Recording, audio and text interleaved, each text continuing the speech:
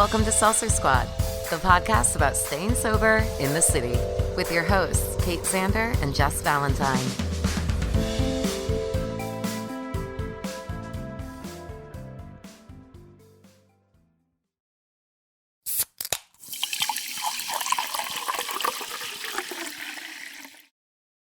Nat, welcome to the pod. Kate, I'm so glad to be here. I'm so excited to tell you about our new sponsors for the new year. Who is it? So we have Brainwashed Coffee, and Brainwashed Coffee is amazing because 50% of all of the proceeds support addiction recovery. One of my sober treats this year was an espresso machine, so I'm really excited to use Brainwashed Coffee to make some lattes. Brainwashed has a 20% off discount when you use the code Seltzer Squad at checkout. It's brainwashedcoffeeco.com. Use the discount code at checkout, get 20% off. Let's all get caffeinated and crush our goals. Yeah, stay caffeinated.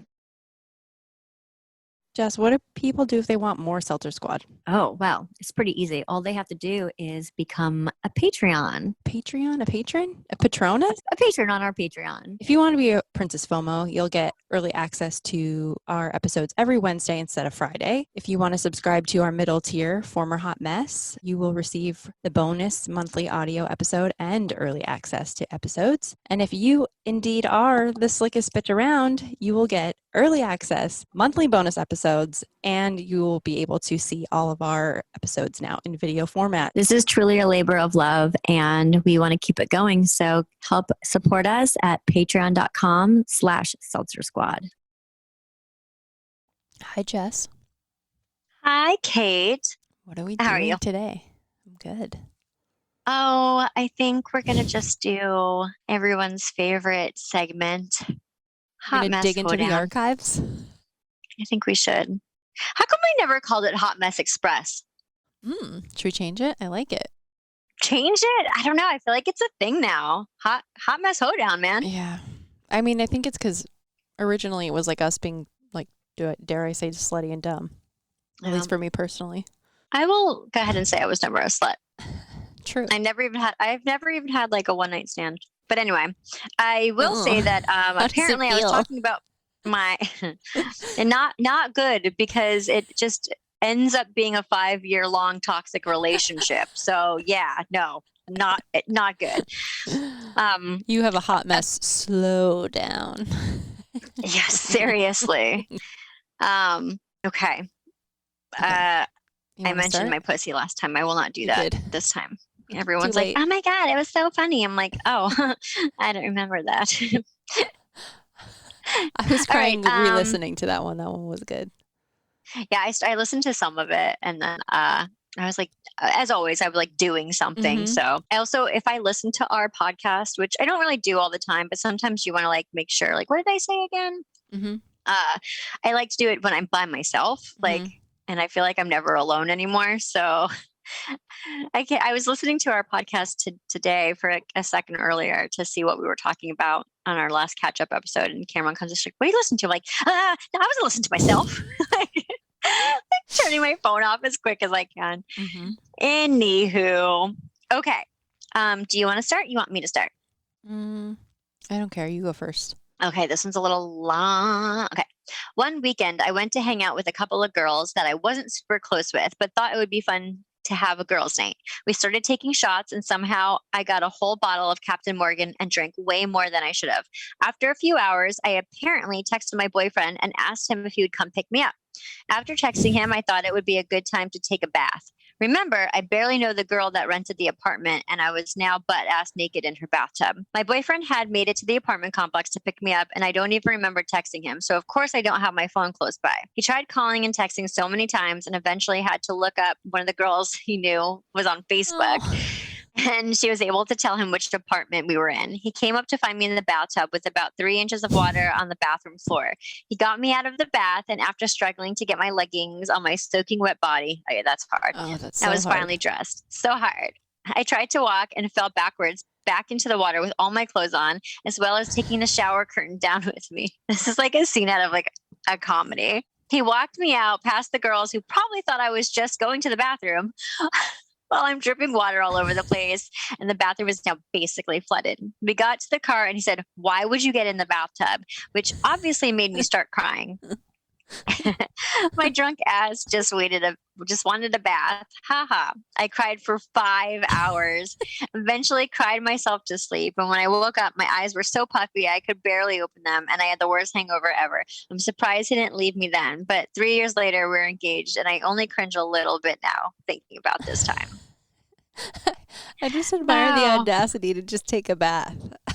That's hilarious. I wonder if she ever hung out with those girls again. Mhm. I've done that, like hung out with like people for the first time and be like, oh, they're never calling me again. Yeah. It's fine. I'm a story that they tell, Yeah. like my behavior. It's either that or they're like just as messy and they become like problematic friends. Oh my God, I love that. D writes, also, hi D. So it was my friend's birthday party celebration, and the celebrations were nearing towards the end of the night. Well, for them at least. Like normal drinkers they are, all my friends decided to take Ubers home at 3 a.m. While they were all waiting to kidnap me home in one, I managed to escape an Uber to a nightclub. Oh, I love that. She just left. Oh, shit. I like her tenacity. At this point, it's 3 a.m. and I am shit-faced with no wallet and my phone is nearly dying. I arrive at the nightclub and there's still a massive line to go inside, and the hot mess that I was. She cut it. I go to the very front because I remember this hot bouncer would always let me in. I walk up to him and I say, hi, I lost my wallet, to which he responds, well, what do you want to do? I say, go in, and so he lets me in. I drink some more, even though she doesn't have a wallet. I drink some more. When the club is near closing, I go outside to smoke a cigarette, and here is my actual dialogue with this bouncer. Me. Oh, no. Hey, what are you doing tonight? Him. Working. Me. What time are you off? Him. 5 a.m. Me. Cool. I'm coming home with you. I clearly was a girl who played hard to get when I was drunk. Anyways, I go home with him. When I wake up in the morning, I find out that I peed his bed and got my brown lipstick that was in my pocket smudged on there too. So not only did I piss this stranger's bed, but it looks like I shit in it too. That's really funny. Panicked, no. I simply just put a pillow over it and dart out of his apartment. The short story is he never let me cut the line in the club again, and I thought of bringing him a new pair of sheets to the club. I probably should have, but I owe a lot of people new sheets. Thanks for listening. Oh my God. Oh, feel free to use my real name for this one. Sorry. Oh. Her name is Jessica. Uh-oh. Hot Mess Jess. Hot Mess Jess. Welcome to the club. Okay, cool. Let's see. All right. This oh my God, wait, shout out. She said, this is the girl that you posted that you found on Instagram that posted a picture of at the garage sale. I know. I knew it was you. I'm sorry you left Instagram. Come back. Oh, my God. Okay. This one's long. All right. Bear with me, okay? So this happened about 16 years ago. It's definitely one of my most cringeworthy moments and memories, but just one of many. Apologies in advance. This is long. Okay, backstory. So I was 21 years old and had been arrested for DUI about 6 months prior. My parents had hired a very expensive lawyer who had been dragging the proceedings out to try and get it knocked down to reckless driving. The next day was finally going to be my hearing. That night, I had made plans to meet up with a guy I'd been talking to at a local bar close to my apartment. It was one I had frequented a lot with coworkers after waitressing shifts at a nearby restaurant. I knew the bouncers and the bartenders well. I saddled up to the bar alone and started to drink while I waited for the guy. Beers and free shots, something very red-headed sluts maybe. Oh, she goes, something very red-headed sluts maybe? Mm-hmm. From the bartender. Wait, do you remember what's in that? I don't remember what's in that. Yeah, it's Jaeger, peach schnapps, and grenadine? Orange juice? What's the red? Cranberry juice. Oh, okay. Yeah, it's Jaeger, peach schnapps, and cranberry juice. I love them. Mm-hmm. I love those. Okay. After a while, it became clear the guy wasn't going to show, and the bartender felt bad, so the shots kept coming. I decided to leave so I wouldn't be late for my court date my mom was picking me up for in the morning. Oh my God. Just needed a quick pit stop at the bathroom first. Oh my God. She's drinking before her court date about drinking and driving. Okay. Shit. The minute I stood up, I realized how woozy I was. I felt sick and barely made it to the bathroom. Once in the stall, I puked bright red, and apparently in the uber classy form I was in, got some on my white shirt. Mm-hmm. Then I proceeded to pass out, head on the toilet. Oh no. Oh, girl. I know. She's a mess. Who knows how long later, a group of also super drunk girls came in. One got into my stall and woke me up. Upon seeing the red on my shirt, she drunkenly proclaimed she was in nursing school and I had most certainly puked blood. So someone called 911. Oh, no. Next thing I knew, I'm on a goddamn stretcher being rolled through a bar full of horrified faces that I recognized. Oh no. Oh, no. Thank God the bouncer came running when he saw the drunk bathroom girl was me and grabbed my phone. He asked who to call, dialed my sister who came immediately, and between the two of them were able to convince the EMTs to let me go home with her. Mind you, my sister is amazing, but 5 years older and the type of person who has had their shit together since like 12. Mm-hmm. Okay. It's a Same. good sister to have. The next morning, I woke up next to my sister and my mom pounding on the door to pick me up for my court date. She had purchased some hideous sweater set I had to put on to make me look responsible.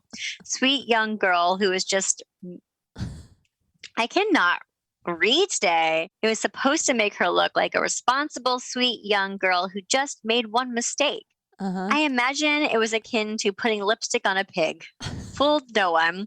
She was so angry, it just shamed me into silence, except for when I had to ask her to pull over so I could throw up out of the car window halfway to the hearing. Somehow I did manage to get reckless driving. Oh my God, she did. She got it like, Fuck. oh my God, knocked down. But that night and the following day still make me want to crawl in the shame hole and cry. There are more stories. Maybe I'll share again. But I hope this helps people know they aren't only drunken assholes and that it's so much better to have no more stories like this in my life. Oh my God. That was a good one. Funny. Don't drink and drive, kids. Don't drink, but really don't drink and drive. Okay. Okay. Kay writes that she loves the podcast. Thank you, Kay. And she also wants to give a shout out to Ruby for Sober Curious. Shout out, Ruby. We love you. Okay. So this is kind of short, but I skimmed it and it looks really funny. One time I was dating this horrible guy who never had toilet paper at his apartment nor sheets on his bed, and we would drink copious amounts of whiskey together. I woke up at his house one morning after one of those drunken nights, and I had gotten an awful layered haircut the day before. After sleeping on my new haircut, it looked like a cheap 80s wig you'd get at a costume shop, sticking up super high on my head. Oh with really bad wispy bangs hanging down into my eyes. I tried to put some water on it to get it to weigh down, to no avail. The guy wanted to go out to breakfast. The guy wanted to go out to breakfast for some reason. Instead of going home and figuring out my hair situation, I went with him. The whole time. Kate's dying right now. I'm just imagining this. Like, I feel like I would do that. Okay. Yeah. The whole time he kept glancing at my hair, and then I'd like try patting it down to flatten it. Another fun trait he had was always being broke and having me pay for stuff. So naturally, I was paying for breakfast. Oh when my God! The server came with the bill, I quickly grabbed a credit card out of my wallet, and sort of threw it on the tray without looking. The waiter and the guy just stared at me and looked over until I realized I'd actually accidentally throw it on my Blockbuster video card instead of payment. I know. Just that last part aged me a bit. Anywho, yeah. Hope that awkward morning in my life gives you a giggle. Wish me luck on my sobriety sticking this time. Good luck on your sobriety. But that is really funny. I'm not a bangs person. Like, this is as bangs as it gets for me, because you just wake up with like crazy Meg Ryan bedhead. Ugh, I know.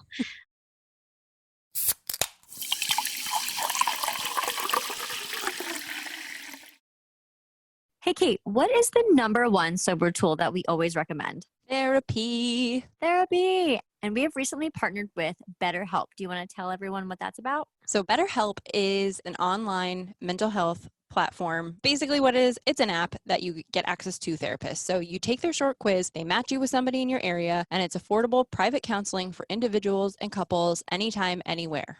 You don't even have to leave your house. You don't even have to wear hard pants. That is amazing. And what are we giving our listeners? 10% off. Just go to betterhelp.com/seltzer squad. I'm going to read the one above Jay. Okay. Jay, I appreciate you because you go right into it. Hi, Jess and Kate. Here's a hot mess story. One night I was supposed to meet a friend at happy hour. I got there early and she got hung up at work, so I was drinking by myself at the bar for a while. She showed up and we had a few more strong margaritas. We then moved next door to this really healthy restaurant and continued drinking. When my friend went to the restroom, I decided that it'd be funny if while she was gone, I ate the table centerpiece. What? I'm going to repeat that for anyone who maybe didn't understand fully what I said. When my friend went to the restaurant, I decided it would be funny if while she was gone, I ate the table centerpiece. Kate is dying, which was a medium-sized succulent. What? I don't understand. I was gonna say that this is like you and me until that point. Oh my God, wait. I ate it and videoed myself doing it. She has a video of herself doing it. When she came back, she said, "Did you eat the centerpiece?" And I smiled to show her my mouth full of dirt and blood. Oh my God, I love this girl so much. Like so much. Can you just imagine like mouthful of dirt? Thankfully, she put me in an Uber, which of course I don't remember. I guess when I got home, I couldn't remember my front door code because I woke up around 5 a.m. on my porch cold, soaking wet from the rain, covered in mud with no pants on. Watching my security video a few days later, I saw myself crawling around on the front porch with my expensive Louis Vuitton handbag in my mouth like a dog. Oh my God, this is my favorite. This is legitimately, I think, my favorite hot mess story ever. Oh my God. Crawling around her front porch with her Louis in her mouth like a dog. I was the alcoholic who hit bottom by herself a lot. Watching that security footage was enough to get me sober 3 months later. This was the most perfect hot mess story from beginning to end. It had twists, it had turns. There wasn't backstory that I had to get through. She doesn't even sign off. The only thing I can relate to are the margaritas for once. Jay, I would love to personally see these videos. Can we send you a shirt? Oh my God, this is so amazing. Please feel free to send us a DM of these videos because you're like my idol. Top that one, Kate. I ate the centerpiece. Can you or no? No, I think that's it. I was like, we should end on that one. Like, we can't. Like, I'm crying. We have to end on a high note. I'm just picturing her smiling with like dirt in her teeth. Like, I'm just imagining like her normal friend being like, "Did you fucking eat the centerpiece?" Like, what? Why was that? Like a thought process. She just like why? Like, why? Like, I know what I'm gonna do when she's gone. I'm not going to have a cigarette like a normal drunk person. I'm going to eat this fucking plant. Do you think like the people like at the tables next to her, like watching, like what is that person doing? Oh my God, I'm dead. That was so good. These are good, guys. Please feel free to email us your hot mess stories. seltzersquadpod@gmail.com. Subject line hot mess. And if you want to support us, you can like and subscribe, but also we have a Patreon now. Just as a reminder, it's patreon.com/Seltzer Squad, where you can get extra episodes and videos. And this one is, I feel like the hot mess ones are always worth the videos because Kate is always like rolling on the floor laughing. Yeah, that one took me by surprise. I was reading like 5 words ahead and I just saw I ate the centerpiece and I died. And you'll see me get mad at Kate for reading ahead always too. She's always like laughing right before I get there. But I mean, that's it. Till we meet again, man. Be nice to yourself. And don't forget. Don't eat the centerpiece. Yeah, I know. Hangover suck. Hangover suck.